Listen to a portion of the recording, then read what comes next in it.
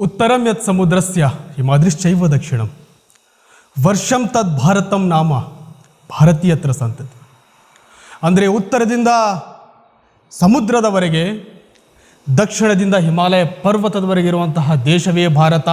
ಇಲ್ಲಿ ವಾಸಿಸಿರುವಂತಹ ಪ್ರತಿಯೊಬ್ಬರನ್ನು ಕೂಡ ಭಾರತೀಯರು ಅಂತ ಹೇಳಿ ಕರೀತಾರೆ. ಇದು ವೇದಗಳಲ್ಲಿ, ಪುರಾಣಗಳಲ್ಲಿ ದಾಖಲಾಗಿದೆ. ಇಂತಹ ಭವ್ಯ ಭಾರತದ ಇತಿಹಾಸದಲ್ಲಿ ತ್ಯಾಗ, ಬಲಿದಾನ, ತಮ್ಮ ಸಮಯ, ಕುಟುಂಬ, ತಮ್ಮ ಇಡೀ ಜೀವನವನ್ನೇ ತಾಯಿ ಭಾರತಾಂಬೆಗೋಸ್ಕರ ಸಮರ್ಪಣೆ ಮಾಡಿರುವಂತಹ ಹಲವಾರು ಯೋಧರು, ನಾಯಕರು, ಹೋರಾಟಗಾರರನ್ನು ಪ್ರತಿ ಕ್ಷಣ ಸ್ಮರಣೆ ಮಾಡಿಕೊಳ್ಳುವುದು ನಮ್ಮೆಲ್ಲರ ಆದ್ಯ ಕರ್ತವ್ಯ. ಮುಟ್ಟಿಸಿಕೊಳ್ಳದವನಾಗಿ ಹುಟ್ಟಿದ ನೀನು ಅಪ್ಪಿಕೊಳ್ಳುವಂಥವನಾದೆ. ಸಮಾನತೆಗಾಗಿ ಹೋರಾಡಿದ ನೀನು ಅಸಾಮಾನ್ಯನಾದೆ. ಕತ್ತಲೆಯ ಕೂಪದಲ್ಲಿ ಬೆಳೆದ ನೀನು ಇಡೀ ಜಗತ್ತಿಗೆ ಆಶಾಕಿರಣವಾದೆ. ಮಾನವತಾವಾದಿ, ಭಾರತದ ಸಂವಿಧಾನ ಶಿಲ್ಪಿ ಡಾಕ್ಟರ್ ಬಾಬಾ ಸಾಹೇಬ್ ಅಂಬೇಡ್ಕರ್ ಅವ್ರ ಬಗ್ಗೆ ಇವತ್ತು ನಿಮ್ಮೆಲ್ಲರ ಮುಂದೆ ಮಾತಾಡಲಿಕ್ಕೆ ಬಂದಿದ್ದೇನೆ. ನಾನು ಜಾವೀದ್, ನಾಡಿನ ಸಮಸ್ತ ಜನತೆಗೆ ನನ್ನ ಪ್ರೀತಿಯ ನಮಸ್ಕಾರಗಳು. ಮಧ್ಯಪ್ರದೇಶದ ಮಾಹೋ ಎಂಬ military ಕ್ಯಾಂಪಲ್ಲಿ doctor Baba Saheb ಅಂಬೇಡ್ಕರ್ನವರು 1891 April 14ರಂದು ತಂದೆ ರಾಮ್ಜಿ ಸತ್ಪಾಲ್, ತಾಯಿ ಭೀಮಾಬಾಯಿ ಸತ್ಪಾಲ್ ಎಂಬಂತಹ ದಂಪತಿಗಳಿಗೆ ಕೊನೆಯ ಮಗನಾಗಿ ಮಹರ್ ಜಾತಿಯಲ್ಲಿ ಜನಿಸಿದರು. ಇವರು ಚಿಕ್ಕವರಿದ್ದಾಗಲೇ ಸಣ್ಣ ವಯಸ್ಸಲ್ಲಿಯೇ ಇವರು ತಾಯಿ ತೀರೋದ್ರು. ಅತ್ತೆ ಮೀರಾ ಎಂಬುವರು ಇವ್ರನ್ನ ಸಾಕಿದ್ರು, ಇವ್ರನ್ನ ಜೋಪಾನ ಮಾಡಿದ್ರು. ಚಿಕ್ಕವರಿದ್ದಾಗ ಏನೂ ಗೊತ್ತಾಗಲಿಲ್ಲ. ಸ್ವಲ್ಪ ಸಮಯ ಕಳೀತು, ಸ್ವಲ್ಪ ವರ್ಷಗಳು ಆಯಿತು. ಆದಮೇಲೆ ತಮ್ಮೆಲ್ಲ ಫ್ರೆಂಡ್ಸ್ ಸರ್ಕಲ್ ಏನಿದ್ರಲ್ಲ, ಅವರು ಬಾಂಬೆಯ ಬಟ್ಟೆ ಮಿಲ್ ಒಂದರಲ್ಲಿ ಕೆಲಸಕ್ಕೆ ಸೇರ್ಕೊಂಡಿದ್ರು. ಇವ್ರಿಗೂ ಆಸೆ ಆಯಿತು, ಇವ್ರಿಗೂ ಇಚ್ಛೆ ಆಯಿತು, ನಾನು ನಮ್ಮ ದೋಸ್ತರು ಕೂಡ ಸೇರ್ಕೊಂಡು ಕೆಲಸ ಮಾಡಿದ್ರೆ ಆಯ್ತು, ಸಂಬಳ ಬರ್ತಿದೆ ಅಂತೇಳಿ ಇವರು ಅಲ್ಲಿಗೆ ಹೋಗಬೇಕು ಅಂತೇಳಿ ಇಷ್ಟಪಟ್ಟು ಹೋಗ್ಲಿಕ್ಕೆ ನಿರ್ಧಾರ ಮಾಡಿದರು. ಆದರೆ ಹೋಗ್ಲಿಕ್ಕೆ ಇವ್ರ ಹತ್ರ ಬಸ್ ಚಾರ್ಜ್ಗೆ ದುಡ್ಡು ಇರಲಿಲ್ಲ. ಹೋಗಕ್ಕೆ 3 ಆನೆ ಬೇಕಾಗಿತ್ತು, ಬರಕ್ಕೆ 3 ಆನೆ ಬೇಕಾಗಿತ್ತು. ಆದರೆ ಇವ್ರ ಮನೇಲಿ ದುಡ್ಡು ಕೇಳಿದ್ರೆ ಕೊಡ್ತಾ ಇರಲಿಲ್ಲ. ಸೊ ಹೋಗ್ಬೇಕಂತ ನಿರ್ಧಾರ ಮಾಡಿದ್ದೀನಿ. ಹೆಂಗೆ ಹೋಗಬೇಕು ಅಂತೇಳಿ ವಿಚಾರ ಮಾಡಿ ಒಂದು ದಿನ ಡಾಕ್ಟರ್ ಬಾಬಾ ಸಾಹೇಬ್ ಅಂಬೇಡ್ಕರ್ನವರು ಅತ್ತೆ ಮೀರಾಬಾಯಿ ಅವ್ರ ಪರ್ಸ್ ಐತಲ್ಲ, ಅದರಲ್ಲಿ ಮೋಸ್ಟ್ಲಿ ಹುಡುಕಿದ್ರೆ ಏನಾರು ಒಂದು ಸ್ವಲ್ಪ ನನಗೆ ದುಡ್ಡು ಸಿಗ್ಬೋದು ಬಸ್ ಚಾರ್ಜಿಗೆ, ವಾಪಸ್ ಬಂದು ಇವ್ರಿಗೆ ಕೊಡೋದಲ್ಲ ದುಡ್ಕೊಂಬದ್ದು ದುಡ್ಡು. ಸೊ ಆ ಒಂದು ಲೆಕ್ಕಾಚಾರದಲ್ಲಿ ಡಾಕ್ಟರ್ ಬಾಬಾ ಸಾಹೇಬ್ ಅಂಬೇಡ್ಕರ್ನವರು ಕಳ್ಳತನ ಮಾಡಬೇಕು ಅಂತ ಡಿಸೈಡ್ ಮಾಡಿದ್ರು. ಆದರೆ ಕಳ್ಳತನ ಮಾಡ್ಲಿಕ್ಕೆ ಆಗ್ತಾ ಇರಲಿಲ್ಲ. ಯಾಕಂದರೆ ಆ ಕಳ್ಳತನ ಮಾಡುವಂಥದ್ದು ಅಂಬೇಡ್ಕರ್ ಅವರ ಬ್ಲಡ್ಡಲ್ಲೇ ಇರಲಿಲ್ಲ. ಕಷ್ಟಪಟ್ಟು ದುಡಿಯೋಕೆ ಹೋಗಬೇಕು ಅಂಥೇಳಿ ಇವರು ಡಿಸೈಡ್ ಮಾಡಿದ್ದಾದಮೇಲೆ 3 ದಿನ ವಿದ್ದಾಡಿ ಕೊನೆಗೆ ಒಂದಿನ ಆ ಒಂದು ಪರ್ಸಲ್ಲಿ ಕೈ ಹಾಕ್ತಾರೆ. ಆ ಒಂದು ಪರ್ಸಲ್ಲಿ ಕೈ ಹಾಕಿದಾಗ ಆ ಪರ್ಸಲ್ಲಿ ಸಿಗೋದು ಕೇವಲ ಅರ್ಧ ಆನೆ ಮಾತ್ರ. ಬಾಬಾ ಸಾಹೇಬ್ ಅಂಬೇಡ್ಕರ್ ಅವರಿಗೆ ಆಶ್ಚರ್ಯ. ನಮ್ಮ ಫ್ಯಾಮ್ಲಿ, ನಮ್ಮ ಸಮುದಾಯ ಇಷ್ಟೆಲ್ಲ ಕಷ್ಟಪಟ್ಟರು ಇವತ್ತು ಸಮಾಜದಲ್ಲಿ ಯಾವ ಲೆವೆಲಿಗೆ ನಾವಿದ್ದೇವೆ, ಯಾವ ಸ್ಥಾನದಲ್ಲಿ ನಾವಿದ್ದೇವೆ. ಇಡೀ ಮನೆ ಹುಡ್ಕಾಡಿದ್ರು ನಮ್ಮ ಮನೆಯಲ್ಲಿ ಕೇವಲ ಅರ್ಧ ಆನೆ ಸಿಗ್ತಾ ಇದೆ ಅಂತ ಹೇಳಿದ್ರೆ ನಾವು ಸಮಾಜದಲ್ಲಿ ಭಾರಿ ಹಿಂದುಳಿದಿದ್ದೀವಿ. ನಮ್ಮ ಸಮುದಾಯದ ಸ್ಥಿತಿ ತುಂಬ ಗಂಭೀರವಾಗಿದೆ ಅಂತೇಳಿ ತಿಳ್ಕೊಂಡು ಈ ವ್ಯವಸ್ಥೆಯನ್ನು ಚೇಂಜ್ ಮಾಡಬೇಕು ಅಂತೇಳಿ ಡಾಕ್ಟರ್ ಬಾಬಾ ಸಾಹೇಬ್ ಅಂಬೇಡ್ಕರ್ನವರು ವಿಚಾರ ಮಾಡಿದರು. ಈಗ ನಾನು ಬಾಂಬೆ ಮಿಲ್ ಒಂದರಲ್ಲಿ ಕೆಲಸ ಮಾಡಿದರೆ ಈ ಒಂದು ವ್ಯವಸ್ಥೆ ಚೇಂಜ್ ಆಗಲ್ಲ. ಶಿಕ್ಷಣದ ಮುಖಾಂತರ ನಾನು ಪ್ರತಿಯೊಬ್ಬರನ್ನ ಎಜುಕೇಟ್ ಮಾಡಿ ಈ ಒಂದು ವ್ಯವಸ್ಥೆನ ಚೇಂಜ್ ಮಾಡ್ಬೋದು ಅಂತೇಳಿ ನೋಡಿ, ಚಿಕ್ಕ ವಯಸ್ಸಿನ ಹುಡುಗ ಅವರು ಆವಾಗಲೇ ಇಡೀ ಸಮುದಾಯದ ಬಗ್ಗೆ ವಿಚಾರ ಮಾಡಿ ಬಾಂಬೆಗೆ ಹೋಗುವಂತಹ ಒಂದು ನಿರ್ಧಾರವನ್ನು ಕೈ ಬಿಟ್ಟು ತಂದೆಯವರು ರಿಕ್ವೆಸ್ಟ್ ಮಾಡ್ಕೊಳ್ತಾರೆ. ನಾನು ಬೇರೆ ಹುಡುಗರಾಗೆ ಸ್ಕೂಲಿಗೆ ಹೋಗಬೇಕು, ವಿದ್ಯಾಭ್ಯಾಸ ಮಾಡಬೇಕು, ನನಗೆ ಸ್ಕೂಲಿಗೆ ಅಡ್ಮಿಷನ್ ಮಾಡಿಸಿ ಅಂತ. ಸ್ಕೂಲಲ್ಲಿ ಅಡ್ಮಿಷನ್ ಆಯಿತು. ಚೆನ್ನಾಗಿ ಓದಿರಬೇಕು, ಕಲ್ತಿರಬೇಕು, ವಿದ್ಯಾವಂತರಾಗಿ ಮುಂದಿಷ್ಟೆಲ್ಲ ಸಾಧನೆ ಮಾಡಿರಬೇಕು ಅಂಥೇಳಿ ನಾವು ತಿಳ್ಕೊಂಡಿರಬೇಕು. ಕಷ್ಟ ಅಂದ್ರೇನು, ಅವಮಾನ ಅಂದ್ರೇನು, ದುಃಖ ಅಂದ್ರೇನು ಯಾರೂ ಕೂಡ ಆ ವಯಸ್ಸಲ್ಲಿ ಊಹೆ ಮಾಡಲಿಕ್ಕೂ ಸಾಧ್ಯವಿಲ್ಲ. ಅಂಥ ವಯಸ್ಸಿನಲ್ಲಿ ಅಂಬೇಡ್ಕರ್ನವರು ಪ್ರತಿ ಕ್ಷಣನೂ ಕೂಡ ಅವಮಾನದಿಂದ ಕಳೆದರು. ಶಾಲೆಯಲ್ಲಿ ನೀನು ಕೆಳ ಜಾತಿಯವರು, ಕೀಳು ಜಾತಿ, ಅಸ್ಪೃಶ್ಯರು ಅಂಥೇಳಿ ಇವ್ರನ್ನ ಶಾಲೆಯ ಕ್ಲಾಸ್ ರೂಮಿನ ಒಳಭಾಗದಲ್ಲಿ ತೊಗೊಳ್ತಾ ಇರಲಿಲ್ಲ. ಇವ್ರನ್ನ ಕ್ಲಾಸ್ ರೂಮಿನ ಒಳಭಾಗದಲ್ಲಿ ತೊಗೊಂಡ್ರೆ ಮೂಲೆಯಲ್ಲಿ ಕುಂದಿರ್ಸ್ತಿದ್ರು, ಇಲ್ಲ ಅಂತ ಹೇಳಿದ್ರೆ ಕ್ಲಾಸ್ ರೂಮಿನ ಹೊರಭಾಗದಲ್ಲಿ ಇವ್ರನ್ನ ಕುಂದಿರ್ಸ್ತಿದ್ರು. ಬೇರೆ ಹುಡುಗರು ಕೊಟ್ಟ ಸೇರ್ಕೊಂಡು ಇವ್ರನ್ನ ವಿದ್ಯಾಭ್ಯಾಸ ಮಾಡ್ಲಿಕ್ಕೆ ಅವಕಾಶನೇ ಇರಲಿಲ್ಲ. ಆದರೆ ವಿದ್ಯಾಭ್ಯಾಸದಲ್ಲಿ ಎಷ್ಟು ಆಸಕ್ತಿ ಅಂತ ಹೇಳಿದ್ರೆ ಒಂದು ಸಲ ಇವ್ರ ಗಣಿತ ಟೀಚರ್ ಆ ಸ್ಕೂಲಿನ ಬೋರ್ಡಿನ ಮೇಲೆ ಒಂದು ಲೆಕ್ಕ ಬಿಡಿಸಿ ಈ ಲೆಕ್ಕನ ಯಾರು ಸಾಲ್ವ್ ಮಾಡ್ತಿರಪ್ಪ ಅಂತೇಳಿ ಕೇಳಿದ್ರೆ ಯಾರೂ ಕೂಡ ಆ ಸ್ಕೂಲಿನಲ್ಲಿ ಕೈ ಎತ್ತಂಗಿಲ್ಲ. ಕ್ಲಾಸ್ ರೂಮಿನ ಹೊರಭಾಗದಲ್ಲಿ ಕುಂತಿರುವಂತಹ ಅಂಬೇಡ್ಕರ್ ಕೈ ಎತ್ತಾರೆ, ನಾನು ಈ ಲೆಕ್ಕವನ್ನು ಸಾಲ್ವ್ ಮಾಡ್ತೀನಿ ಅಂತೇಳಿ. ಶಿಕ್ಷಕರು, ಗುರುಗಳು ಅವ್ರನ್ನ ಕರೆದು ಅವ್ರ ಕೈಲಿ ಚಾಪೀಸ್ ಕೊಟ್ಟು ಆ ಲೆಕ್ಕನ ಸರಿ ಮಾಡು ನೀನು ಅಂಥೇಳಿ ಬೋರ್ಡ್ ಹತ್ರ ಕಳಿಸಿದಾಗ ಇಡೀ ಕ್ಲಾಸ್ ರೂಮಲ್ಲಿ ಭೂಕಂಪ ಬರುತ್ತೆ. ಇಡೀ ಕ್ಲಾಸ್ ರೂಮಿನ ಹುಡುಗರು ಆ ಮೇಸ್ಟ್ರೆ ನಮ್ಮ ಬ್ಯಾಗು ಅಂಥೇಳಿ ಓಡೋಗಿ ಆ ಬೋರ್ಡಿನ ಕೆಳಗಡೆ ಇರುವಂತಹ ಬ್ಯಾಗನ್ನು ಎತ್ಕೊಂಡು ಹಿಂಭಾಗದಿಂದ ಬರ್ತಾರೆ. ಅಂಬೇಡ್ಕರ್ನ ಮತ್ತೆ ಹಿಂದಕ್ಕೆ ತಳ್ತಾರೆ. ಯಾಕೆ ಅಂತ ಕೇಳಿದಾಗ ಅಂಬೇಡ್ಕರ್ನವರು ಕೆಳ ಜಾತಿಯವರು, ಕೀಳು ಜಾತಿಯವರು. ಇವ್ರ ಕೈಲಿ ಚಾಪೀಸ್ ಹಿಡಿದು ಬೋರ್ಡ್ ಮುಟ್ಟಿದ್ದಾರೆ ಅಂತ ಹೇಳಿದ್ರೆ ಆ ಬೋರ್ಡು ಕೂಡ ಅಪವಿತ್ರ ಆಗೈತಿ. ಆ ಬೋರ್ಡಿನ ಮುಂಭಾಗದಲ್ಲಿ ನಿಂತಿರುವಂತಹ ಇವರ ನೆರಳು ಕೂಡ ನಮ್ಮ ಬ್ಯಾಗ್ ಮೇಲೆ ಬಿದ್ದರೆ ಆ ಬ್ಯಾಗಲ್ಲಿರುವಂತಹ ನಮ್ಮ ಟಿಫನ್ ಬಾಕ್ಸ್, ಊಟ, ಪುಸ್ತಕ ಎಲ್ಲವೂ ಕೂಡ ಅಪವಿತ್ರವಾಗಿದೆ ಅಂತೇಳಿ ಅವಾಗಿನ ವಿಚಾರ. ಆ ಶಾಲೆಯಲ್ಲಿ ನೀರಡಿಕೆಯಾಗಿ ಆ ಮಗು ನೀರು ಕುಡಿಲಿಕ್ಕೋಸ್ಕರ ಹೋದ್ರೆ ಆ ನಾರ್ಮಲ್ ಬೇರೆ ಹುಡುಗರಾಗ ಇವ್ರಿಗೆ ನೀರು ಕುಡಿಲಿಕ್ಕೂ ಅವಕಾಶ ಇರಲಿಲ್ಲ, ಪರ್ಮಿಷನ್ ಇರಲಿಲ್ಲ. ಆ ಶಾಲೆಯಲ್ಲಿ ಒಂದು ಸಪ್ರೇಟ್ ಒಂದು ಮೂಲೆಯಲ್ಲಿ ಒಂದು ಮಡಿಕೆ ಇರ್ತಿದ್ರು, ಅದರಲ್ಲಿ ನೀರು ಇರ್ತಿತ್ತು. ಆ ಶಾಲೆಯಲ್ಲಿ ಕೆಲಸ ಮಾಡುವಂತಹ ಒಬ್ಬ ಆಳು ಬಂದು ಆ ಮಡಿಕೆಯಿಂದ ನೀರನ್ನು ಹೊರಭಾಗದಲ್ಲಿ ತೆಗೆದು ಮೇಲ್ಗಡೆಯಿಂದ ಈ ಥರ ಹಾಕಿದ್ರೆ ಈ ಥರ ಕುಡಿದು ಶಾಲೆಯನ್ನು ಕಲಿಯುವಂಥ ಸಂದರ್ಭ ಅಂಬೇಡ್ಕರ್ ಅವ್ರದ್ದಾಗಿತ್ತು. ಆಯ್ತಪ್ಪ, ದೇವ್ರ ಹತ್ರ ಹೋಗಿ ದೇವ್ರ ಹತ್ರ ಕೈ ಮುಗಿದು ಎಲ್ರಿಗೂ ದೇವ್ರು ಒಳ್ಳೇದು ಮಾಡಲಿಪ್ಪ ಅಂತೇಳಿ ಪೂಜೆ ಮಾಡೋಕ್ಕೆ ದೇವ್ರ ಹತ್ರ ಹೋಗೋಣ ಅಂತ ಹೇಳಿದ್ರೆ ದೇವಸ್ಥಾನಕ್ಕೂ ಕೂಡ ಹೋಗ್ಲಿಕ್ಕೆ ಪರ್ಮಿಷನ್ ಇರಲಿಲ್ಲ. ಸೊ ಒಂದಿನ ಅಂಬೇಡ್ಕರ್ ಶಾಲೆಯನ್ನು ಮುಗಿಸ್ಕೊಂಡು ವಾಪಸ್ ಮನೆಗೆ ಹೋಗ್ತಾ ಇದ್ರು. ಅಚಾನಕ್ಕಾಗಿ ಭೀಕರ ಮಳೆ, ಗಾಳಿ, ಸಿಡ್ಲು, ಮಿಂಚು. ಸಣ್ಣ ಹುಡುಗ ರೀ ಪಾಪ, ವಾಪಸ್ ಮನೆಗೆ ಹೋಗುವಂಥ ಸಂದರ್ಭದಲ್ಲಿ ಅಚಾನಕ್ಕಾಗಿ ಮಳೆ ಬಂತು. ಈಗ ನಾನು ಹಿಂಗೇ ಓಡ್ತಾ ಹೋದ್ರೆ ನನಗೆ ನಾಳೆ ಓದ್ಲಿಕ್ಕೆ ಪುಸ್ತಕ ಇರಲ್ಲ, ಎಲ್ಲ ಒದ್ದೆ ಆಗಿಬಿಡುತ್ತೆ. ಎಲ್ಲ ನೀರಿನಲ್ಲಿ ಒದ್ದೆ ಆದರೆ ನನಗೆ ನಾಳೆ ಸ್ಕೂಲಿಗೆ ಬರೋಕ್ಕೆ ಅವಕಾಶ ಇರಲಿಲ್ಲ. ನನ್ನ ಹತ್ರ ಮತ್ತು ಬೇರೆ ಬಟ್ಟೆನೂ ಇಲ್ಲ. ನಾನು 5 ನಿಮಿಷ ಇಲ್ಲೇ ಯಾವ್ದಾರ ಒಂದು ಮನೆ ಕೆಳಗೆ ನಿಂತು ಮಳೆ ನಿಂತ ಮೇಲೆ ಹೋದ್ರಾತು ಅಂತೇಳಿ ಒಂದು ಮನೆಯಲ್ಲಿ ನಿಲ್ಲೇ ಹೋಗ್ತಾರೆ. ಕಟ್ಟಿ ಹತ್ರ ಹೋಗಿ ಒಂದು ಗಾಡಿ ಹತ್ರ ಈ ಥರ ಸೈಲೆಂಟಾಗಿ ನಿಂದಿರ್ತಾರೆ. ಆ ಥರ ಅವ್ರು ನಿಂತಿರೋದನ್ನು ಆ ಮನೆಯ ಒಳಭಾಗದಿಂದಲೇ ಗಮನಿಸಿದಂಥ ಆ ಮನೆ ಹೆಣ್ಮಗಳು ಹೊರಗಡೆ ಬಂದ ತಕ್ಷಣ ಸೀದಾ ಅಂಬೇಡ್ಕರ್ನವನ್ನ ಹೊರಗೆ ತಳ್ತಾಳೆ. ಆ ಭೀಕರ ಮಳೆ, ಗಾಳಿ, ಸಿಡಿಲು, ಮಿಂಚು ಪ್ರತಿ ಒಂದು ಇದರಲ್ಲಿ ಕೂಡ ಅವ್ರ ಬ್ಯಾಗ್ ಒಂದು ಕಡೆ, ಪುಸ್ತಕ ಒಂದು ಕಡೆ, ಬಟ್ಟೆ ಒಂದು ಕಡೆ, ಇವರು ಒಂದು ಕಡೆ ಹೋಗಿ ಬೀಳ್ತಾರೆ.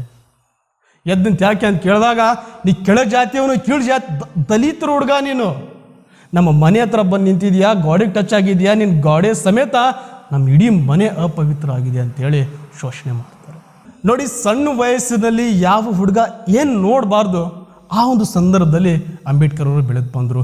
ಇವರು ಈ ಇಂತಹ ಹಲವಾರು ಕಷ್ಟಗಳನ್ನು ಇವರೇನು ಅನುಭವಿಸಿದಾರಲ್ಲ, ಇದೇ ಮುಂದೆ ಇವ್ರ ಶಕ್ತಿಯಾಗಿ ಪರಿವರ್ತನೆ ಆಯಿತು. ಒಂದ್ಸಲ ಏನಾಯಿತು, ಇವ್ರಿಗೆ ಸಂಸ್ಕೃತ ಭಾಷೆಯಲ್ಲಿ ತುಂಬ ಆಸಕ್ತಿ. ನಾನು ಸಂಸ್ಕೃತ ಭಾಷೆ ಕಲಿಬೇಕು ಅಂತೇಳಿ ಆ ಟೀಚರ್ ಹತ್ರ ಹೋದಾಗ ಆ ಟೀಚರ್ ಅವ್ರು ಬೈತಾರೆ ಇವ್ರನ್ನ. ನಿನಗೆ ಆಗಬೇಕು ಸಂಸ್ಕೃತ ಭಾಷೆ, ಇದು ಬ್ರಾಹ್ಮಣರು ಕಲಿಯುವಂಥ ಭಾಷೆ, ಇದು ಇನ್ನೊಂದು ದಲಿತ ಹುಡುಗನಿಗೆ ನಾನು ಸಂಸ್ಕೃತ ಭಾಷೆನೇ ಕಲಿಸಲ್ಲ ಅಂತೇಳಿ ಇವ್ರನ್ನ ಓದಿಸಲ್ಲ ಅಂತೇಳಿ ರಿಜೆಕ್ಟ್ ಮಾಡ್ತಾರೆ. ಆದರೆ ಅಂಬೇಡ್ಕರ್ ಇವರು, ನೀವು ಎಲ್ಲಿ ಓದಿಸ್ಲಿಲ್ಲ ಅಂತ ಹೇಳಿದ್ರೆ ನಾನು ಬಾಂಬೆಗೆ ಹೋಗಿ ಡಿಗ್ರಿ ತೊಗೊಂಬರ್ತೇನೆ ಅಂತೇಳಿ ಆ ಮೂಮೆಂಟಲ್ಲಿ, ಆ ಟೈಮಲ್ಲಿ, ಇವತ್ತಿಂದ 125 ವರ್ಷಗಳ ಹಿಂದೆ ಒಬ್ಬ ದಲಿತ ಸಮುದಾಯದ ಹುಡುಗ ಬಾಂಬೆಗೆ ಹೋಗಿ ಡಿಗ್ರಿ ತೊಗೊಂಬಂದಿರೋದು ಅದೇ ಪ್ರಥಮ ಬಾರಿಗೆ. ಮುಂಬಯಿಯ ವಿಶ್ವವಿದ್ಯಾನಿಲಯದಲ್ಲಿ BA ಪದವಿಯನ್ನು ಪಡೆದು ಬರ್ತಾರೆ. ಸೊ ಇವರು ಈ ವಿದ್ಯಾಭ್ಯಾಸದಲ್ಲಿ, ಶಿಕ್ಷಣದಲ್ಲಿ ಇಷ್ಟೊಂದು ರೀತಿಯಲ್ಲಿ ಆಸಕ್ತಿಯನ್ನು ವಹಿಸೋದ್ರಿಂದ ಆ ಟೈಮಲ್ಲಿ ಆ ಬರೋಡಾದ ಸಯಾಜಿ ಮಹಾರಾಜ್ ಗಾಯಕ್ವಾಡ್ ಎಂಬ ರಾಜರು ಇವರು ಈ ಶಿಕ್ಷಣದಲ್ಲಿ ಇವ್ರ ಆಸಕ್ತಿ ನೋಡಿ ಇವರಿಗೆ ಸ್ಕಾಲರ್ಶಿಪ್ನ ಕೊಡ್ತಾರೆ. ಇವ್ರಿಗೆ ಸ್ವಲ್ಪ ದುಡ್ಡು ಕೊಡ್ತಾರೆ, ತಗೋಪ್ಪ ನೀ ಚಲೋ ವಿದ್ಯಾಭ್ಯಾಸ ಮಾಡ್ಕೊಂಬ ಎಲ್ಲರೂ ಹೋಗಿ ಅಂತ. ಆ ಒಂದು ದುಡ್ಡನ್ನು ತಗೊಂಡು ಇವರು ಲಂಡನ್ನಿನ ಕೊಲಂಬಿಯಾ ಯೂನಿವರ್ಸಿಟಿಗೆ ಹೋಗ್ತಾರೆ. ಅಲ್ಲಿಗೆ ಹೋಗಿ ಪೊಲಿಟಿಕಲ್ ಸೈನ್ಸ್, ಹಿಸ್ಟ್ರಿ, ಎಕನಾಮಿಕ್ಸ್, ಸೋಷಿಯಾಲಜಿಲಿ MA ಮಾಡ್ತಾರೆ. ಆಮೇಲೆ PhD ಮಾಡ್ತಾರೆ, ಆಮೇಲೆ LLD ಮಾಡ್ತಾರೆ. ಅಲ್ಲಿಗೂ ಸ್ಟಾಪ್ ಮಾಡಲ್ಲ. ಆನಂತರ ಲಂಡನ್ನಿನ ಸ್ಕೂಲ್ ಆಫ್ ಎಕನಾಮಿಕ್ಸಿಗೆ ಹೋಗ್ತಾರೆ. ಅಲ್ಲಿಗೆ ಹೋಗಿ MSc ಮಾಸ್ಟರ್ ಆಫ್ ಸೈನ್ಸ್, ಆಮೇಲೆ DSc ಮಾಡ್ಕೊಂಡು ವಾಪಸ್ ಅವ್ರಿಗೇನು ಆ ರಾಜರು ಸ್ಕಾಲರ್ಶಿಪ್ ಕೊಟ್ಟಿದ್ದಾರಲ್ಲ ಅವ್ರ ಹತ್ರ ಬರ್ತಾರೆ. ಜಗತ್ತಿನಾದ್ಯಂತ ಪ್ರಮುಖ ಡಿಗ್ರಿಗಳನ್ನು ನಾನು ಪಡೆದಿದ್ದೇನೆ, ದೇಶಕ್ಕೋಸ್ಕರ ಏನಾದರೂ ಮಾಡಬೇಕು, ನಾನು ಇಲ್ಲಿ ಸೇವೆ ಮಾಡಲಿಕ್ಕೆ ಅವಕಾಶ ಮಾಡಿಕೊಡ್ರಿ ಅಂತೇಳಿ ಮಹಾರಾಜರ ಹತ್ರ ಬೇಡ್ಕೊಂಡಾಗ ಮಿಲಿಟ್ರಿಯ ಕ್ಯಾಂಪಲ್ಲಿ ಇವರಿಗೆ ಸೆಕ್ರೆಟರಿಯ ನೌಕರಿಯನ್ನು ಕೊಡ್ತಾರೆ. ಇಷ್ಟು ವರ್ಷಗಳ ಕಾಲ ವಿದೇಶದಲ್ಲಿ ಅವರು ಇದ್ದಾಗ ಒಂದು ದಿನಾನೂ ಅವರಿಗೆ ಆ ಅಸ್ಪೃಶ್ಯತೆ, ದಲಿತರು ಅನ್ನುವಂಥ ಭಾವನೆ ಬರಲಿಲ್ಲ. ವಾಪಸ್ ಇವರು ನಮ್ಮ ಭಾರತಕ್ಕೆ ಬಂದು ಯಾವಾಗ ಕೆಲಸಕ್ಕೆ ಜಾಯಿನ್ ಆದರು, ಅಲ್ಲಿ ಆ ಕೆಲಸ ಮಾಡುವಂತಹ ಪಿವನು ಕೂಡ ಹತ್ರ ಬರ್ತಿರ್ಲಿಲ್ಲ, ಹೊರಗಡೆ ನಿಂತು ಫೈಲ್ ಒಗಿತಿದ್ರಂತೆ. ಪ್ರಪಂಚದಾದ್ಯಂತ ಡಿಗ್ರಿ ಪಡ್ಕೊಂಡು ಬಂದಿರುವಂತಹ ವ್ಯಕ್ತಿಗೆ ನೀರು ಕುಡಿಯೋಕೆ ಹೋದ್ರೆ ನೀರು ಕುಡಿಲಿಕ್ಕೆ ಕೊಡ್ತಾ ಇರಲಿಲ್ಲ ಅಂತ. ಅಲ್ಲಿ ಕುಂದ್ರೆ ಬೇಡ, ಇಲ್ಲಿ ಕುಂದ್ರೆ ಬೇಡ. ಕೊನೆಗೆ 1918ರಲ್ಲಿ ಮುಂಬಯಿಯ ಒಂದು ಕಾಲೇಜಲ್ಲಿ ಉಪನ್ಯಾಸಕರ ಕೆಲಸಕ್ಕೆ ಸೇರಿಕೊಳ್ತಾರೆ. ಅಲ್ಲಿಯೂ ಕೂಡ ಅದೇ ಪ್ರಾಬ್ಲಮ್ ಇವ್ರಿಗೆ. ಅಲ್ಲಿ ಕುಂದ್ರೆ ಬೇಡ, ಇಲ್ಲಿ ಕುಂದ್ರೆ ಬೇಡ, ಆ ಕುಡಿಬೇಡ, ಈ ಕುಡಿಬೇಡ, ಆ ಪ್ರಾಬ್ಲಮ್ ಆಗೈತಿ. ಅಸ್ಪೃಶ್ಯರು, ಕೆಳ ಜಾತಿಯವರು, ನಿಮ್ಮ ಕೂಟ ನಾವು ಕುಂದ್ರಲ್ಲ, ಬರೀ ಇದೇ ಪ್ರಾಬ್ಲಮ್. ನೋಡಿ, ಆ್ಯಕ್ಚುಲಿ ತಪ್ಪು ನಡೀತಾ ಇತ್ತು. ಇವರು ನಮ್ಗೆ ಹುಷಾರಿಲ್ಲ ಅಂಥೇಳಿ ಯಾವುದಾದ್ರೂ ಒಂದು ಆಸ್ಪತ್ರೆಗೆ ಹೋದ್ರೆ ವೈದ್ಯರು ಇವ್ರನ್ನ ಮುಟ್ತಾ ಇರಲಿಲ್ಲ. ಇದೇ ಕಾರಣಕ್ಕಾಗಿ ಇವ್ರಿಗೆ 5 ಜನ ಮಕ್ಕಳು, 5 ಜನ ಮಕ್ಕಳಲ್ಲಿ 4 ಜನ ಮಕ್ಕಳು ಒಬ್ಬರಾದ್ಮೇಲೆ ಒಬ್ಬರು ತೀರೋಗ್ತಾರೆ. ಸರಿಯಾದ ಚಿಕಿತ್ಸೆ ಸಿಗದೇ ಕಾರಣ ಇವರ ಧರ್ಮಪತ್ನಿಯು ಕೂಡ ಲಾಂಗ್ ಟೈಮ್ ಇವ್ರ ಜೊತೆ ಇರಲ್ಲ, ಅವರು ಕೂಡ ತೀರೋಗ್ತಾರೆ. ಮಕ್ಕಳು ಹೋದರು, ಫ್ಯಾಮಿಲಿ ಹೋಯಿತು, ಪತ್ನಿ ಹೋದ್ಲು, ತಮ್ಮ ಸ್ವಾಭಿಮಾನನೇ ಕಳ್ಕೊಂಡಿರುವಂತಹ ಈ ವ್ಯಕ್ತಿ ಏನು ಹೇಳ್ತಾರೆ, ನಮ್ಮ ಸಮುದಾಯಕ್ಕೆ ನ್ಯಾಯ ಕೊಡಿಸ್ಬೇಕು, ಅಸ್ಪೃಶ್ಯತೆ ಹೋಗಲಾಡಿಸ್ಬೇಕು, ನಮಗೆ ನ್ಯಾಯ ಸಿಗಬೇಕು ಅಂತೇಳಿ ಹೋರಾಡ್ತಾರೆ. ಆ್ಯಕ್ಚುಲಿ ಇವ್ರ ಮೈಂಡ್ ಸೆಟ್ ಅರ್ಥ ಆಗಲ್ಲ ರೀ. ಇಷ್ಟೆಲ್ಲ ನೋವು ಅನುಭವಿಸಿರುವಂತಹ ವ್ಯಕ್ತಿ ಮತ್ತೆ ನಿಲ್ಲೋದು ತುಂಬ ಕಷ್ಟ. ಇವ್ರ ಮೈಂಡ್ ಸೆಟ್ ಇಷ್ಟೆಲ್ಲ ಪ್ರಾಕ್ಟಿಕಲಾಗಿ ಅನುಭವಿಸಿದ ಮೇಲೇನೂ ಕೂಡ ಈ ಥರ ನಿಲ್ತಾರ ಅಂತ ಹೇಳಿದ್ರೆ ನಿಜವಾಗ್ಲೂ ನಾವೆಲ್ಲರೂ ಕೂಡ ಇವ್ರಿಗೆ ಸಲ್ಯೂಟ್ ಮಾಡಬೇಕು. ಇಷ್ಟೆಲ್ಲ ಕಷ್ಟಗಳನ್ನು ಅನುಭವಿಸಿದಂತಹ ಅಂಬೇಡ್ಕರ್ ಅವರು ಕೊನೆಗೆ ಒಂದಿನ ಡಿಸೈಡ್ ಮಾಡ್ತಾರೆ, ಈ ಅವಮಾನ, ಈ ಅಸ್ಪೃಶ್ಯತೆಗೆ ಒಳಗಾದಂತಹ ದಲಿತ ವರ್ಗದವರನ್ನು ಜಾಗೃತಿಗೊಳಿಸಿ ಪರ್ಮನೆಂಟಾಗಿ ಈ ಅಸ್ಪೃಶ್ಯತೆ ಅನ್ನುವಂತಹ ಒಂದು ರೋಗವನ್ನು ನಾನು ಶಮನ ಮಾಡಬೇಕು ಅಂಥೇಳಿ ಪಣ ತೊಡ್ತಾರೆ. ಇದಾದ ನಂತರ 1927ರಲ್ಲಿ ಮುಂಬಯಿಯ ಶಾಸಕಾಂಗ ಸಮಿತಿಗೆ ಬ್ರಿಟಿಷ್ ಸರ್ಕಾರ ಇವ್ರನ್ನ ನೇಮಕ ಮಾಡ್ತಾರೆ. ಪ್ರತಿಯೊಬ್ಬರ ಜೀವನದಲ್ಲಿಯೂ ಕೂಡ ಒಂದೊಂದು ಮೂಮೆಂಟ್ ಬರುತ್ತೆ, ಒಂದೊಂದು ಘಟನೆಗಳು ಆಗ್ತವೆ.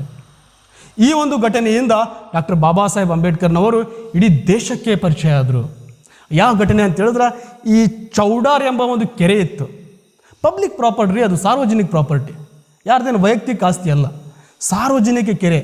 ಬಟ್ ಆ ಕೆರೆಗೆ ಆ ಒಂದು ಮೂಮೆಂಟಲ್ಲಿ ಈ ದಲಿತ ಜಾತಿಯ ಜನರು ಅಲ್ಲಿಗೆ ಹೋಗಿ ಆ ನೀರನ್ನು ಮುಟ್ಟೋ ಆಗಿರಲಿಲ್ಲ, ಅದನ್ನು ಕುಡಿಯಾಗಿರಲಿಲ್ಲ. ಅದನ್ನು ಹೋಗಿ ಮುಟ್ಟಿದ್ರೆ ಆ ಕೆರೆನೇ ಅಪವಿತ್ರ ಆಗುತ್ತಂತೆ.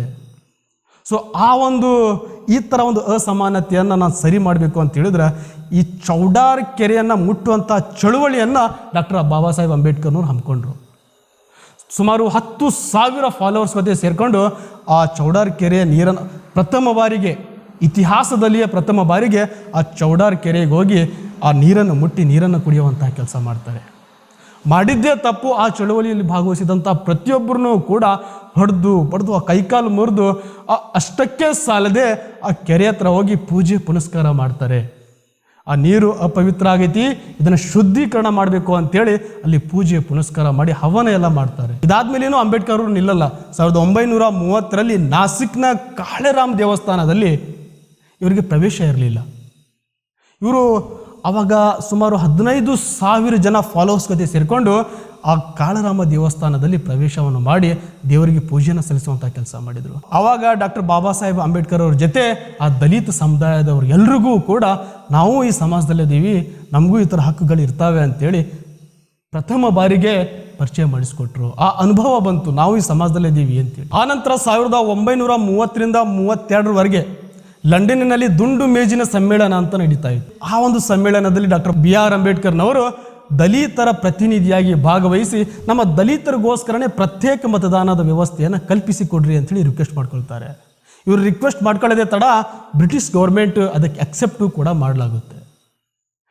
ಬಟ್ ಈ ಒಂದು ವಿಚಾರದಲ್ಲಿ ಮಹಾತ್ಮ ಗಾಂಧೀಜಿಯವರು ಎಂಟರ್ ಆಗ್ತಾರೆ. BR ಅಂಬೇಡ್ಕರ್ನವ್ರನ್ನ ಕರೆದು ರಿಕ್ವೆಸ್ಟ್ ಮಾಡ್ಕೊಳ್ತಾರೆ, ನೋಡಿ ಸರ್, ನೀವು ಈ ಪ್ರತ್ಯೇಕ ಮತದಾನದ ವ್ಯವಸ್ಥೆ ಬೇಡ, ನಿಮ್ಗೆ ರಿಸರ್ವೇಷನ್ ಬೇಕಾ, ನಾನು ಕೊಡ್ತೀನಿ.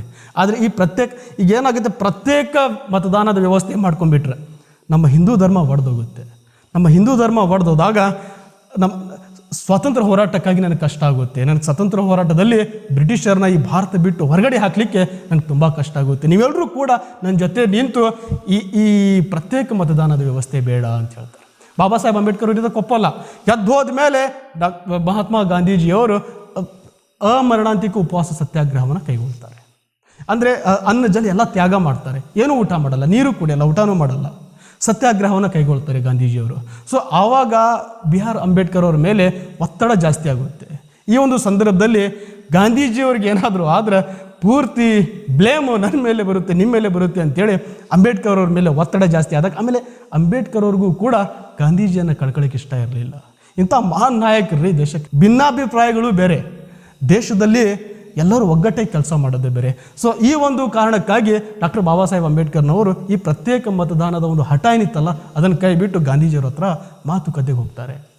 ಮಾತುಕತೆಗೆ ಹೋಗಿ ಅಟ್ಲೀಸ್ಟ್ ಆ ರಿಸರ್ವೇಷನ್ನ ಕಂಟ್ರೋಲಿಗೆ ತಗೊಂಡು ಗಾಂಧೀಜಿಯವ್ರು ಕೊಟ್ಟ ಪೂನಾ ಒಪ್ಪಂದ, ಪೂನಾ ಪ್ಯಾಕ್ಟ್ ಅಂತ ಹೇಳಿ ಮಾಡಲಾಗುತ್ತೆ. ಪ್ರತಿಯೊಬ್ಬ ಸ್ಟೂಡೆಂಟ್ಸ್ ಕೂಡ ಇದನ್ನು ನೆನಪಲ್ಲಿ ಇಟ್ಕೋಬೇಕು. ನಿಮ್ಮ ಸ್ಪರ್ಧಾತ್ಮಕ ಪರೀಕ್ಷೆಯಲ್ಲಿ, ವಾರ್ಷಿಕ ಪರೀಕ್ಷೆಯಲ್ಲಿ ಈ ಪ್ರಶ್ನೆ ಪುನಃ ಕೇಳಲಾಗುತ್ತೆ. ಗಾಂಧೀಜಿ ಮತ್ತು ಅಂಬೇಡ್ಕರ್ ಅವ್ರ ಮಧ್ಯೆ ಆಗಿರುವಂಥ ಒಪ್ಪಂದ ಯಾವುದು ಅಂತ ಹೇಳಿದ್ರೆ ಇದೇ ಪೂನಾ ಒಪ್ಪಂದ, ಪೂನಾ ಪ್ಯಾಕ್ಟ್. ಸೆಪ್ಟೆಂಬರ್ 24, 1930ರಲ್ಲಿ ಈ ಒಂದು ಒಪ್ಪಂದ ಗಾಂಧೀಜಿ ಮತ್ತು ಅಂಬೇಡ್ಕರ್ ಅವ್ರ ಮಧ್ಯೆ ಆಯಿತು. ಅನಂತರ 1946ರಲ್ಲಿ ಬಂಗಾಳ ಪ್ರಾಂತ್ಯದಿಂದ ಸಂವಿಧಾನ ರಚನಾ ಸಮಿತಿಗೆ ಇವರು ಆಯ್ಕೆ ಆಗ್ತಾರೆ. ಅನಂತರ 1947ರಲ್ಲಿ ಭಾರತದ ಸಂವಿಧಾನದ ಕರಡು ಸಮಿತಿ ಅಧ್ಯಕ್ಷರಾಗಿ ಆಯ್ಕೆಯಾಗಿ ಸತತವಾಗಿ 3 ವರ್ಷಗಳ ಕಾಲ ಸ್ಟಡಿ ಮಾಡಿ ಪ್ರಿಪೇರ್ ಆಗಿ ಈ ದೇಶಕ್ಕೆ ಅಂತಲ್ಲ ಇಡೀ ಜಗತ್ತಿಗೆ ಅತಿ ದೊಡ್ಡ ಸಂವಿಧಾನವನ್ನು ಡಾಕ್ಟರ್ ಬಾಬಾ ಸಾಹೇಬ್ ಅಂಬೇಡ್ಕರ್ ಅವರು ಬರೆದು ರೆಡಿ ಮಾಡಿ ನಮ್ಮ ದೇಶಕ್ಕೆ ಕೊಡ್ತಾರೆ. ಅದೆಂಥ ಸಂವಿಧಾನ ಅಂತ ಹೇಳಿದ್ರೆ 448 ಆರ್ಟಿಕಲ್ಸ್, 12 ಶೆಡ್ಯೂಲ್ಸ್, 616 ಸಿಗ್ನೇಚರ್ಗಳು, 11 ಸೆಕ್ಷನ್ಗಳನ್ನು ಒಳಗೊಂಡಿರುವಂತಹ ಅತಿ ದೊಡ್ಡದಾಗಿರುವಂತಹ ಒಂದು ಸಂವಿಧಾನವನ್ನು ಡಾಕ್ಟರ್ ಬಾಬಾ ಸಾಹೇಬ್ ಅಂಬೇಡ್ಕರ್ನವರು ನಮ್ಮ ದೇಶಕ್ಕೆ ಕೊಡ್ತಾರೆ. 1947ರಲ್ಲಿ ಭಾರತ ದೇಶಕ್ಕೆ ಸ್ವಾತಂತ್ರ್ಯ ಸಿಕ್ಕಿದಾಗ ಜವಾಹರ್ಲಾಲ್ ನೆಹರೂನವರು ಭಾರತ ದೇಶದ ಪ್ರಧಾನಿಯಾಗೋರಿದ್ದರು. ಅವರು ತಮ್ಮ ಕ್ಯಾಬಿನೆಟ್ನ ಲಿಸ್ಟ್ ತೊಗೊಂಡು ಗಾಂಧೀಜಿಯವ್ರ ಹತ್ರ ಬರ್ತಾರೆ. ನನ್ನ ಹೊಸ ಕ್ಯಾಬಿನೆಟ್ನ ಮಂತ್ರಿಗಳ ಲಿಸ್ಟ್ ಇದು, ಮತ್ತು ನೀವು ಚೆಕ್ ಮಾಡಿ ಅಂತ. ಅದನ್ನು ನೋಡಿ ಓದಿದಂತಹ ಗಾಂಧೀಜಿಯವರು ಇದರಲ್ಲಿ ಅಂಬೇಡ್ಕರ್ ಹೆಸರಲ್ಲಿ, ನೋಡಿ ನೆಹರು, ಇದು ನಿಮ್ಮ ನೆಹರು ಕ್ಯಾಬಿನೆಟ್ ಅಲ್ಲ, ಇಡೀ ದೇಶದ ಕ್ಯಾಬಿನೆಟ್ ಇದು, ಇದರಲ್ಲಿ ಅಂಬೇಡ್ಕರ್ ಹೆಸರಾಕಿ ಅಂತೇಳಿ ಅಂಬೇಡ್ಕರ್ ಅವ್ರನ್ನ ಕೂಡ ಜವಾಹರ್ಲಾಲ್ ನೆಹರು ಅವರ ಕ್ಯಾಬಿನೆಟ್ನಲ್ಲಿ ಸೇರ್ಪಡೆ ಮಾಡಿ ಸ್ವತಂತ್ರ ಭಾರತದ ಮೊದಲನೇ ಕಾನೂನು ಸಚಿವರಾಗಿ, ಕಾನೂನು ಮಂತ್ರಿಯಾಗಿ ಡಾಕ್ಟರ್ BR ಅಂಬೇಡ್ಕರ್ನವರು ಕೆಲಸ ಮಾಡ್ತಾರೆ, ಸೇವೆಯನ್ನು ಸಲ್ಲಿಸ್ತಾರೆ. ನೋಡಿ, ಅಂಬೇಡ್ಕರ್ ಅವರಂತಹ ಮನುಷ್ಯ ಮೋಸ್ಟ್ಲಿ ವರ್ಷಕ್ಕೊಂದು ಬರಲ್ಲ, 1 ಲಕ್ಷದಲ್ಲಿ ಒಬ್ಬರು ಇರಲ್ಲ, ಕೋಟಿಯಲ್ಲಿ ಒಬ್ಬರು ಕೂಡ ಇಂತಹ ಮನುಷ್ಯರು ಇರಲ್ಲ. ಇವರು ಕೇವಲ ದಲಿತ ವರ್ಗಕ್ಕೆ ಮಾತ್ರ ಅಲ್ಲ, ಮಹಿಳೆಯರು ಪ್ರತಿಯೊಬ್ಬರನ್ನ ಇವ್ರನ್ನ ಬೆಳಗ್ಗೆ ಪೂಜೆ ಮಾಡಬೇಕು. ಯಾಕಂತ ಹೇಳಿದ್ರೆ ಮಹಿಳೆಯರಿಗೆ ಆಸ್ತಿಯಲ್ಲಿ ಹಕ್ಕು ಕೊಡಿಸ್ಲಿಕ್ಕೆ ಹೋರಾಟ ಮಾಡಿದಂತಹ ಪ್ರಥಮ ವ್ಯಕ್ತಿ BR ಅಂಬೇಡ್ಕರ್ನವರು. ಆಮೇಲೆ ಮಹಿಳೆಯರಿಗೆ, ಆಮೇಲೆ ಪುರುಷರಿಗೆ ಕೆಲಸ ಮಾಡುವಂಥ ಸಂದರ್ಭದಲ್ಲಿ ಕೂಲಿ ಬೇರೆ ಬೇರೆ ಇತ್ತು, ಇಬ್ಬರಿಗೂ ಸಮಾನ ಕೂಲಿ, ಸಮಾನ ವೇತನ ಕೊಡಬೇಕು ಅಂತೇಳಿ ಒತ್ತಾಯ ಮಾಡಿದಂಥ ನಾಯಕರು ಇವರು. ಆಮೇಲೆ ಆ ದಲಿತ ಸಮುದಾಯದ ಹೆಣ್ಮಕ್ಳು ಸ್ವಲ್ಪ ಆ ಸೀರೆಯನ್ನು ಮೇಲೆ ಮಠ ಕಟ್ಟಬೇಕಿತ್ತು. ಸಾಮಾನ್ಯವಾಗಿ ಬೇರೆ ಎಲ್ಲ ಮಹಿಳೆಯರು ಯಾವ ರೀತಿ ಸೀರೆ ಉಟ್ಕೊಳ್ತಾರೋ ಆ ಥರ ಉಟ್ಕೊಳ್ಳಿಕ್ಕೆ ಇವ್ರಿಗೆ ಪರ್ಮಿಷನ್ ಇರಲಿಲ್ಲ. ಪ್ರಥಮ ಬಾರಿಗೆ BR ಅಂಬೇಡ್ಕರ್ನವರು ನೀವು ಕೂಡ ಬೇರೆ ಮಹಿಳೆಯರ ಹಾಗೆ ಪೂರ್ತಿ ಮೈತುಂಬ ಸೀರೆ ಉಟ್ಕೋಬಹುದು ಅಂಥೇಳಿ ಅವ್ರಿಗೆ ಆ ಅಧಿಕಾರವನ್ನು ಕೊಡಿಸಿದ್ರು.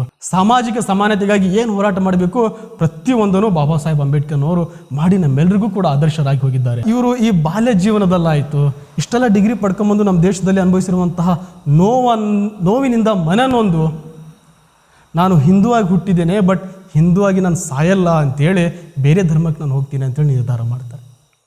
ಇವರು ಬೇರೆ ಧರ್ಮಕ್ಕೆ ಹೋಗ್ತೇನೆ ಅಂತೇಳಿ ಡಿಸೈಡ್ ಮಾಡಿದ್ದೇ ತಡ ಜಗತ್ತಿನ ಎಲ್ಲ ಧರ್ಮದ ಪ್ರತಿಯೊಬ್ಬರು ನಾಯಕರು ಕೂಡ ಇವ್ರ ಹತ್ರ ಬಂದು ನಮ್ಮ ಧರ್ಮಕ್ಕೆ ಬನ್ನಿ, ನಮ್ಮ ಧರ್ಮಕ್ಕೆ ಬನ್ನಿ ಅಂತೇಳಿ ಇವ್ರಿಗೆ ಇನ್ವೈಟ್ ಮಾಡ್ತಾರೆ.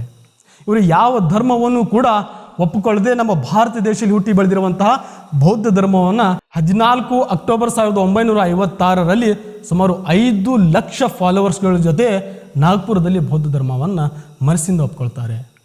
ಇದಾದ ನಂತರ ಕೆಲವೇ 1.5 ತಿಂಗಳಲ್ಲಿ 1956 ಡಿಸೆಂಬರ್ 6ನೇ ತಾರೀಕಿಗೆ doctor Baba Saheb ಅಂಬೇಡ್ಕರ್ನವರು ನಿಧನರಾಗ್ತಾರೆ. ಜಗತ್ತಿನಲ್ಲಿಯೇ top university ಅಂತೇಳಿ ಹೆಸರುವಾಸಿಯಾಗಿರುವಂತಹ ಕೊಲಂಬಿಯಾ ಯೂನಿವರ್ಸಿಟಿದವರು ಇವ್ರನ್ನ number 1 scholar in the world ಎನ್ನುವಂತಹ ಬಿರುದು ಕೊಡ್ತಾರೆ. ನಮ್ಮ ಭಾರತ ದೇಶದಿಂದ ಭಾರತ ರತ್ನದಿಂದ ಇವರನ್ನ ಗೌರವಿಸಲಾಗಿದೆ. ಭಾರತದ ಸಂವಿಧಾನ ಶಿಲ್ಪಿ ಡಾಕ್ಟರ್ ಬಾಬಾ ಸಾಹೇಬ್ ಅಂಬೇಡ್ಕರ್ನವರು, ಇವರು ಬರೆದಿರುವಂತಹ 2 ಪುಸ್ತಕಗಳ ಆಧಾರದ ಮೇಲೆ ನಮ್ಮ ಭಾರತದ RBI ಬ್ಯಾಂಕನ್ನು ಸ್ಥಾಪನೆ ಮಾಡಲಾಗಿದೆ, ರಚನೆ ಮಾಡಲಾಗಿದೆ. ನೋಡಿ, ಇವ್ರು ಏನು ಹೇಳ್ತಾರೆ, ಬದುಕು ಸುದೀರ್ಘವಾಗಿರುವುದಕ್ಕಿಂತ ಶ್ರೇಷ್ಠವಾಗಿರಬೇಕು ಅಂತ ಹೇಳ್ತಾರೆ. ನೋಡಿ, ಇಂಥ ಮಹಾನ್ ನಾಯಕ ನಿಮಗೆ ಹೇಳ್ತಾ ಇದ್ದೀನಿ ನಾನು. ನೀವೊಬ್ಬ ಸ್ಟೂಡೆಂಟ್ಸ್ ಆಗಿದ್ರೆ, ನೀವೊಬ್ಬ ಲೆಕ್ಚರರ್ ಆಗಿದ್ರೆ, ನೀವೊಬ್ಬರು ಶಿಕ್ಷಕರಾಗಿದ್ದರೆ ದಯವಿಟ್ಟು ಈ ವಿಡಿಯೋನ ಸ್ಕಿಪ್ ಮಾಡೋಕ್ಕೆ ಹೋಗಬೇಡ್ರಿ. ಇಂತಹ ಮಹಾನ್ ನಾಯಕರ ಕಥೆನ ನಿಮ್ಮವರೆಗೂ ಮುಟ್ಟಿಸುವಂತಹ ಜವಾಬ್ದಾರಿ ನಂದಾಗಿತ್ತು. ಕೇವಲ 10 ರಿಂದ 15 ನಿಮಿಷದ ಒಂದು ವಿಡಿಯೋ ಆಗಿರ್ಬೋದು ಇದು, ಬಟ್ ನನಗೆ 15 ದಿವಸ ಟೈಮಿಂಗ್ ತೊಗೊಂಡಿದೆ. ನನ್ನ ಹತ್ರ ಬೇರೆ ಯಾವ ಟೀಮ್ ಇಲ್ಲ, ನಾನು ಒಬ್ಬನೇ ಇರೋದು. ನಾನು ಲೈಟಿಂಗ್ಸ್ ನಂದು, ಸೆಟಪ್ ನಾನು ಮಾಡ್ಕೊಳ್ತೀನಿ, ಕ್ಯಾಮ್ರಾ ನಾನು ಇಡ್ತೀನಿ, ಸ್ಕ್ರಿಪ್ಟ್ ನಾನು ರೆಡಿ ಮಾಡ್ತೀನಿ, ಕೊನೆಗೆ ಎಡಿಟ್ ನಾನು ಮಾಡ್ತೀನಿ, ಅಪ್ಲೋಡು ಕೂಡ ನಾನೇ ಮಾಡ್ತೀನಿ. 15 ದಿನ ಕಾಲಾವಕಾಶ ಟೈಮ್ ತೊಗೊಂಡು ನಾನು ಅಂಬೇಡ್ಕರ್ ಅವ್ರ ಬಗ್ಗೆ ಈ ಒಂದು ಕೇಸ್ ಸ್ಟಡಿಯನ್ನು ರಚನೆ ಮಾಡಿದ್ದೀನಿ. ಇವ್ರ ಜಾಗದಲ್ಲಿ ನಾನು ಇರ್ತಿದ್ರೆ ನಾನು ಏನು ಮಾಡ್ತಿದ್ದೆ, ಇಷ್ಟು ತಡ್ಕೊಂತಿದ್ನಾ ಅಂತ ನಾನು ಪ್ರಶ್ನೆ ಮಾಡ್ಕೊಳ್ತಾ ಇದ್ದೀನಿ. ನಿಜವಾಗ್ಲೂ ನಾನು ಕಟ್ಟರ್ ಅಭಿಮಾನಿ ಆಗಿಬಿಟ್ಟಿದ್ದೀನಿ ಡಾಕ್ಟರ್ ಬಾಬಾ ಸಾಹೇಬ್ ಅಂಬೇಡ್ಕರ್ ಅವ್ರದ್ದು. ಸೊ ನಾನೇ ಅಂತಲ್ಲ, ಪ್ರತಿಯೊಬ್ಬರು ಕೂಡ ಬಾಬಾ ಸಾಹೇಬ್ ಅಂಬೇಡ್ಕರ್ ಅವ್ರ ಬಗ್ಗೆ ತಿಳ್ಕೋಬೇಕು. ಇವ್ರ ಕೇಸ್ ಸ್ಟಡಿನ ನಿಮಗೆ ಮುಟ್ಟಿಸುವಂಥ ಜವಾಬ್ದಾರಿ ನಂದಾಗಿತ್ತು. ಇಡೀ ದೇಶಕ್ಕೆ ನೀವು ಶೇರ್ ಮಾಡಿ ಪ್ರತಿಯೊಬ್ಬರಿಗೂ ಕೂಡ ಬಾಬಾ ಸಾಹೇಬ್ ಅಂಬೇಡ್ಕರ್ ಅವ್ರ ಬಗ್ಗೆ ತಿಳಿಸುವಂಥ ಕೆಲಸನ ನೀವು ಮಾಡಬೇಕು. ಇಲ್ಲಿಯವರೆಗೂ ಈ ವಿಡಿಯೋನ ಅತ್ಯಂತ ಗೌರವದಿಂದ ಪ್ರೀತಿಯಿಂದ ನೋಡ್ತಾ ಬಂದಿರುವಂತಹ ನಿಮ್ಮೆಲ್ಲರಿಗೂ ಕೂಡ ಹೃದಯಪೂರ್ವಕವಾದಂತಹ ಧನ್ಯವಾದಗಳನ್ನು ತಿಳಿಸಿ ಮತ್ತೆ ಬೇರೆ ವಿಡಿಯೋದಲ್ಲಿ ಸಿಗ್ತೇನೆ. ಜೈ ಹಿಂದ್, ಜೈ ಭಾರತ್, ಜೈ ಭೀಮ್.